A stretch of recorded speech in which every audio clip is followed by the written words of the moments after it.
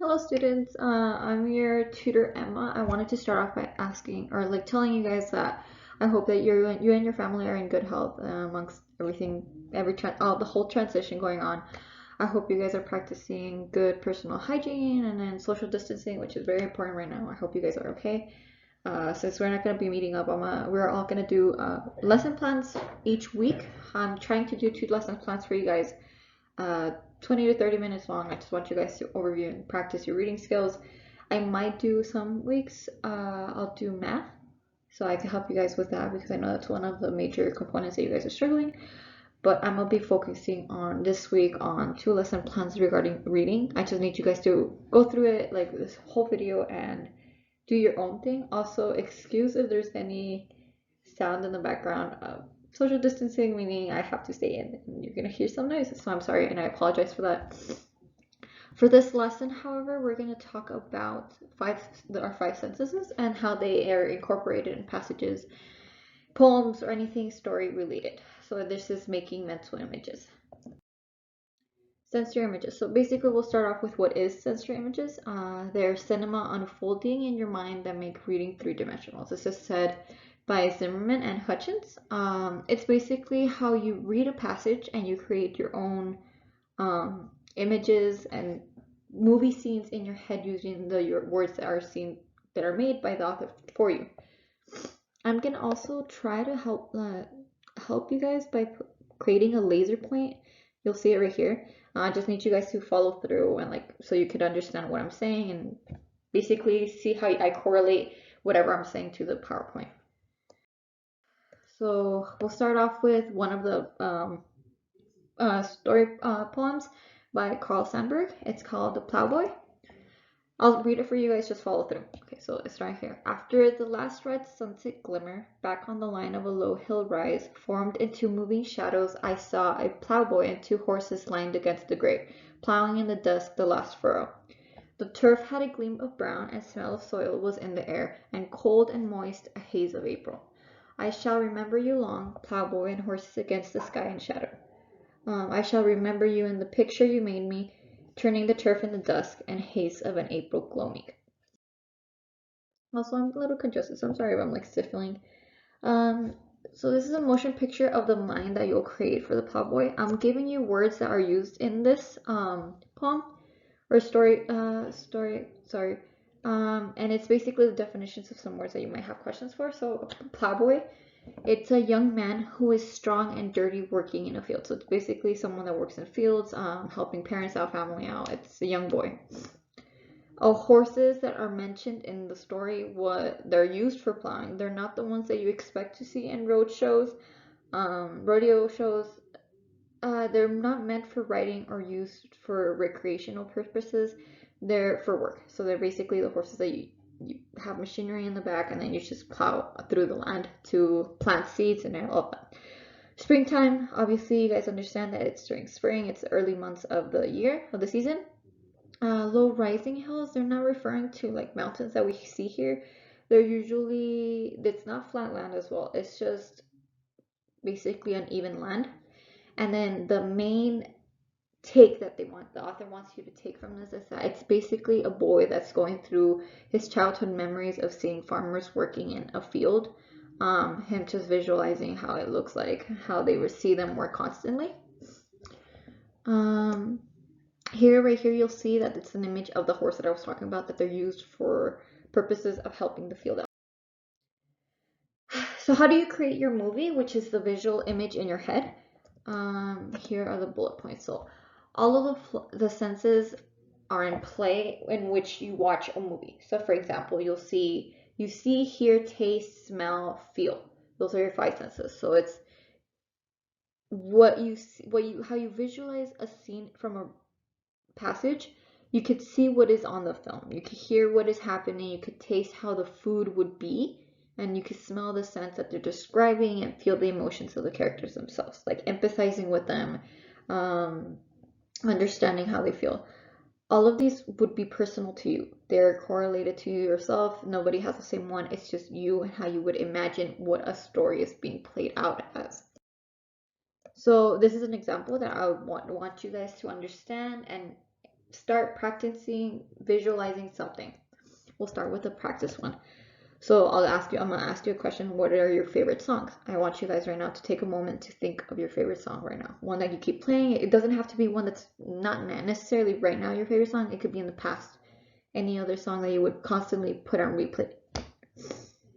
Now that you're thinking of that particular song, I want you guys to know, I'm gonna ask you a couple of questions, like, why do you love the song? What's the purpose of you liking the song? What's so special of this particular song? Do you feel any emotions behind the song? For example, right here it says, when you hear these songs on the radio. It could also be every time you see something on the street and you remember the song. What emotions do you feel? Do you remember certain events in your life that happened during this time? When you heard this first song, what was going on? Were you at a park? Were you at a party? Were you with your family? Were you at school?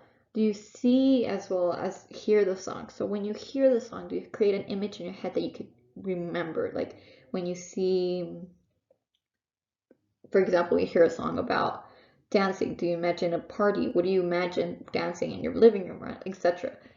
When I ask you these questions, you're slowly making connections to the song with something personal inside your head. So throughout this PowerPoint, we're using the term movie as something that you would visualize using that song or passage or something to correlate. So sensory images help you understand the text passage, of what you're reading.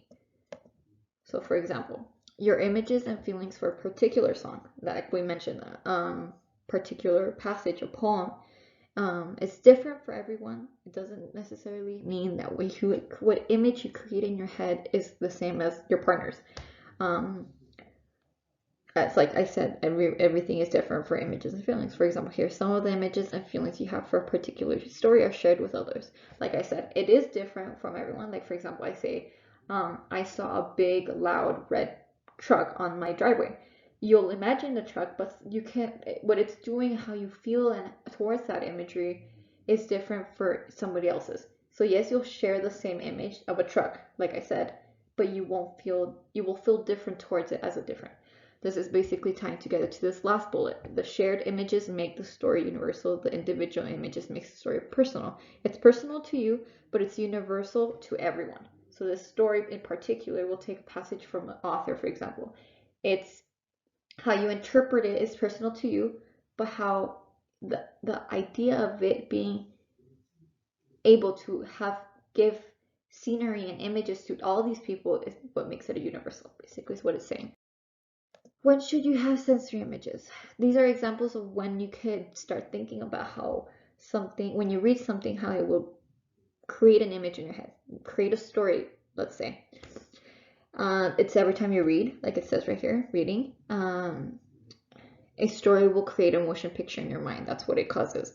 When you read a textbook, it also creates a motion picture, and even a grocery list. This PowerPoint slide will give you a grocery list, for example. Let's say, like I said, eggs. You could immediately think of what an egg will look like in your head. So when somebody says, "Oh, get me some eggs," you think of the image of one egg as they describe it.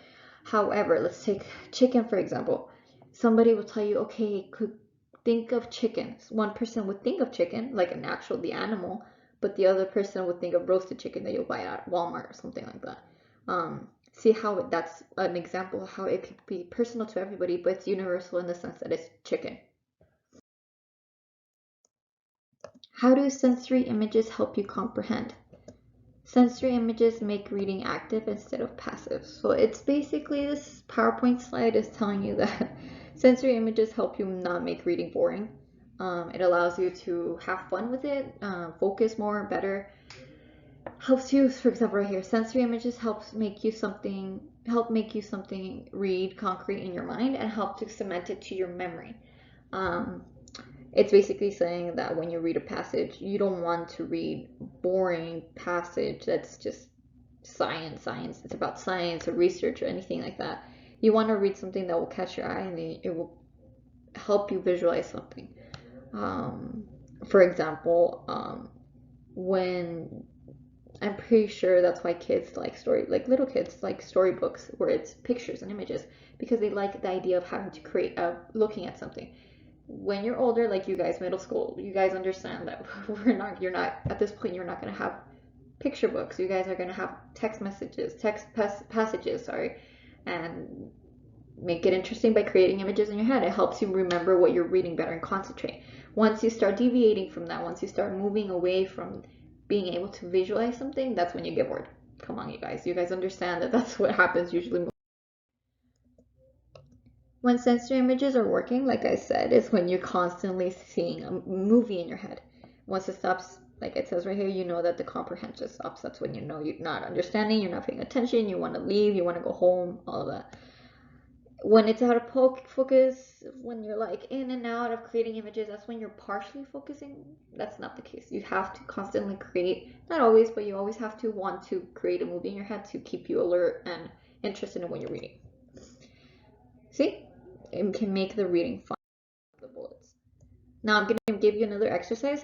This one's you and yourself. You just need to concentrate and answer along, follow along. Have you ever read a book and then seen a movie? Here's an example. I'm pretty sure you guys have seen Twilight. Hunger Games, Twilight, those are movies that are created from a book. Or Harry Potter, let's take that. Which one should we? We'll use Twilight because I like Twilight. So have you read the book first and then Twilight the movie?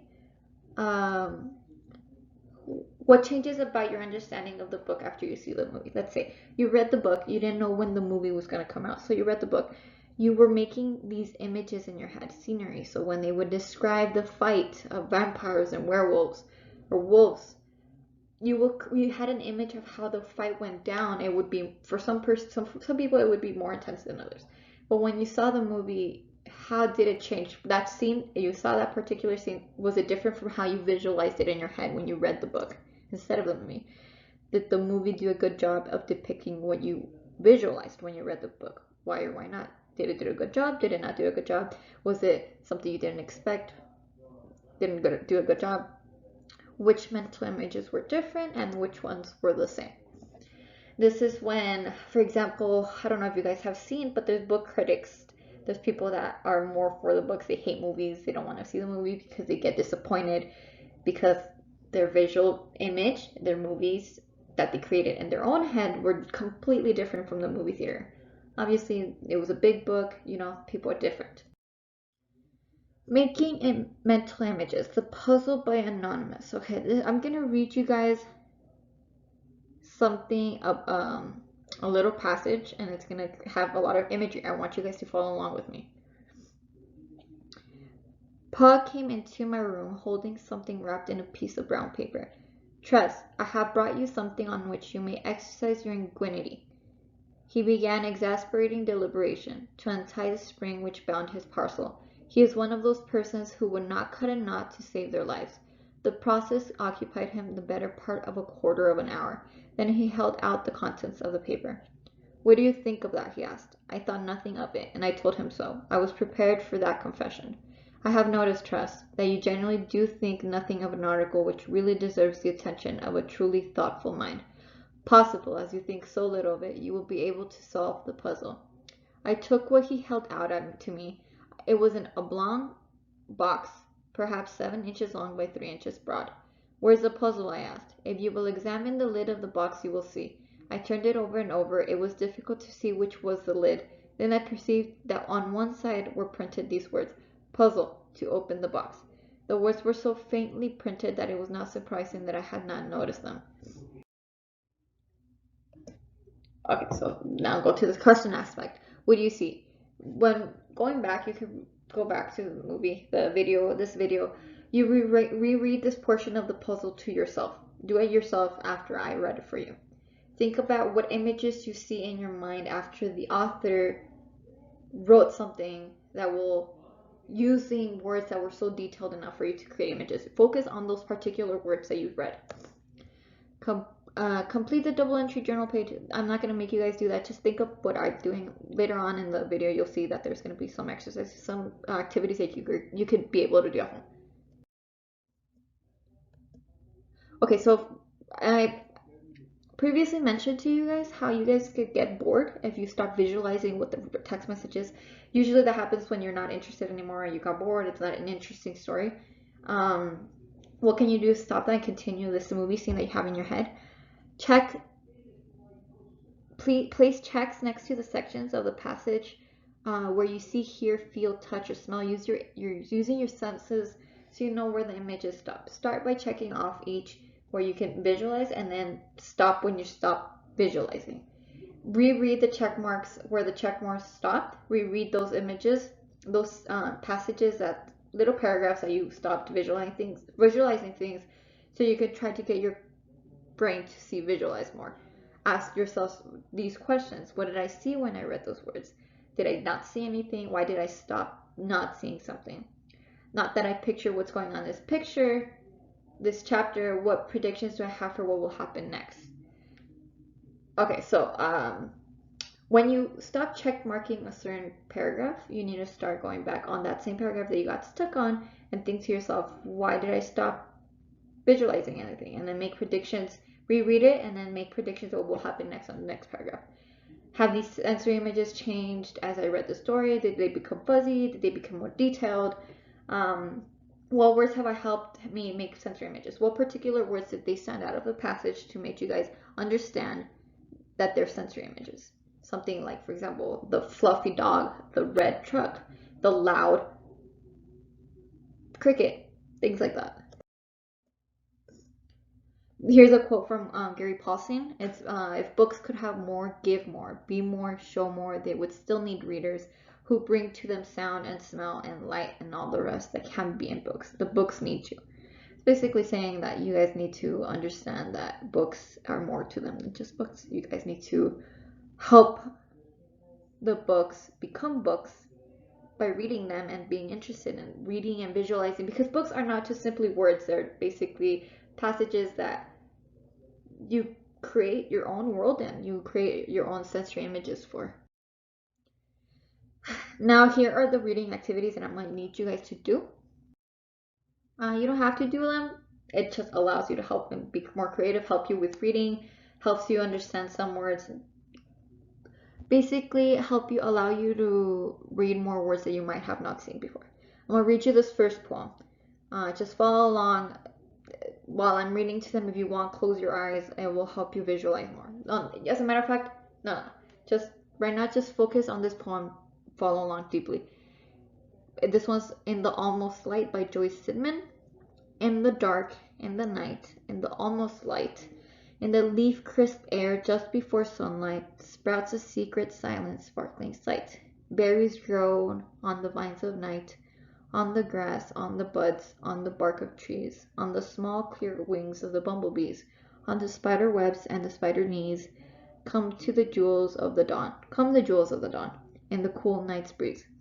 And the sun, when it comes through the purple haze, touches each clear gem with its sidelong gaze, fingers each clear drop with its lazy rays, gather each one back for the summer days.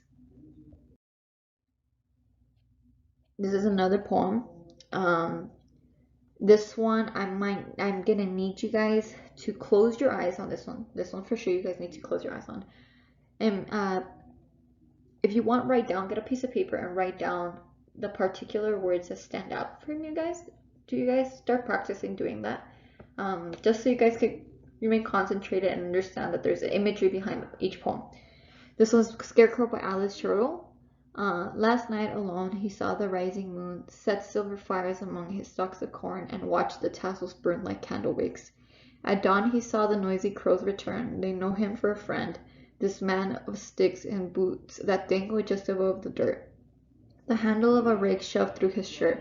On summer days when grass around him sways like wave that fat follows wave upon the ocean, I've seen him shake a dancer on a stake, as if he feels a music in the motion. And once I saw his round astonished eyes observe with more than painted awe and surprise a black snake flow like water down a hole, and heard him sigh upon his wooden pole. This one's also a rhyming poem, so it will help you a lot on this one. Now this is the one that I need you guys to do. This is the final activity that I would like you guys to practice on. This one also, close your eyes. This one is mandatory. I don't know, you guys kind of listen. This one's gonna. It's really nice if you guys close your eyes. It makes you create your own. Use your creativity to your own. Um, I'm gonna read this poem to you guys, and then afterwards, I would like you guys to reread it for yourself to yourselves, and I'll let you guys give you instructions after this. It's To You by Carla Cuskin. I think I could walk through the simmering sand if I held your hand. I think I could swim the skin-shivering sea if you would accompany me, and run on ragged, windy heights, climb rugged rocks, and walk on air. I think I could do anything at all if you were there. This was more of a love poem, so I think most of you will like it. So this is the part where I want you guys to be creative, and I want you to implement your own sense of imagery and your creativity to create images of your own. So you're gonna create an anchor chart. I did one for you. It's to your left. It's displayed as front on the front of your paper. I need you guys to get a paper, crayons, color pencils. If you don't have any, that's fine. Just draw it out with a pencil. It's the senses chart, anchor chart. So I need you guys to write taste, hear, smell, see, and touch on the left hand side. I need you guys to go back to in the video to the poem for you that I just read to you, and I need you guys to write down sentences from that poem that correlate to each of the sentences. There might be some where you cannot put them. It's fine if you want to fill in that little space. For example, if the poem doesn't have the sense of the sense of touch, you could create a sentence of your own. You could do it on your own. On the right hand side, I provided you guys with drawings of the senses. You don't have to do that, but if you want to be creative, you could do it as well. Yeah, just color it up, make it look pretty. If you guys if you guys want to take a picture of it, send it, show it to your mother, send it to us. It's fine. I have on the back side of the paper, I want you guys to create a scene. Draw a scene of your own from that poem. I want you guys to create your own imagery. Go back to any of it. It doesn't necessarily have to be from the poem that I just read to you. If you want to, go for it. There's the other two poems that I read to you guys. Those can also be used as well. You don't have to use the other one. You can create scenes from those if it's easier for you guys. I don't know. Draw it, send it to it. When you guys come back and hopefully we see you guys, you could save all these projects that we're making you guys, and I'll give you guys a little gift. Whoever did all of them, I need you guys to do every single one of them. It doesn't have to be like the best. I don't want you guys to be, I know you guys are not artists. Just at least to let me know that you guys attempted this. I'll give you guys a little gift afterwards. Whoever does all of them, or at least most of them, I will do that for you guys. Save them in a folder, bring it to me once I see you guys again, hopefully soon. If not, when all of this is over and dies down, hopefully. Anyways, thank you guys. I'm gonna do the next lesson, basically just reading to you guys and doing passages. If not, I will do math for the next following week. Hope you guys are good and healthy, and hope you and your family stay safe. Thank you guys.